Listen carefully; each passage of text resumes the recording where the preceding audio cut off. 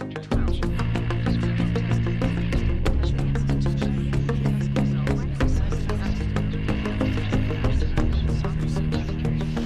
everyone, so I've just done one on Apple. I've just done a video on Apple, and I was just thinking I would do one on Tesla as well. It's also still 23rd of July, but I'm also going to have a look at that.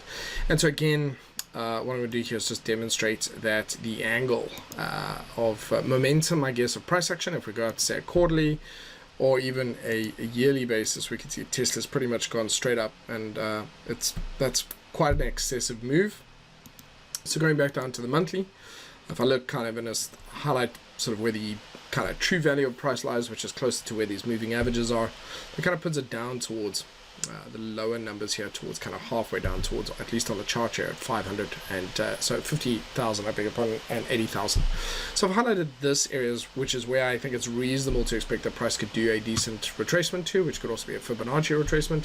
And when it's going to start, not entirely sure when that is going to be the case. As in, it'll be within the next definitely within the next few months, because the direction in which it's at now is very unsustainable. And looking at the weekly chart, weekly is definitely bumping its head up against the 170 mark, and so or 1,700 mark, and it's struggling a little bit there. So in fact, this could be it where it is now. And so I've highlighted it's a little bit more forgiving on the weekly time frame. Could come back down towards that 1,000 mark and head a little bit low before continuing up. So just yeah, taking a look at that. So where it is now, we're sitting at 1,500, likely to head down towards 1,000. That's a very nice round number. It's close to the previous highs. So this would be my initial expectation as to where it would attempt to find support. If that monthly played out, then I think we would see it further down towards somewhere between that $1,000 and $500 mark.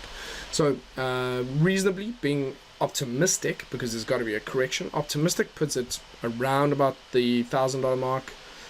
Pessimistic, meaning it's quite a shock to the system. And if there was one that happened to Apple as well, because they're both tech stocks, then it would be the same one. It's likely if it was a sector-wide kind of reaction, I would expect it to be the $500 mark, closer towards that area. So highlights of both of these, and I would really be able to tell probably within a weekly or monthly basis, so by looking at that. So yeah, I think it's reasonable to expect this to occur within, I think saying 3 to 18 months is very generous. I think it's probably 3 to 9 months.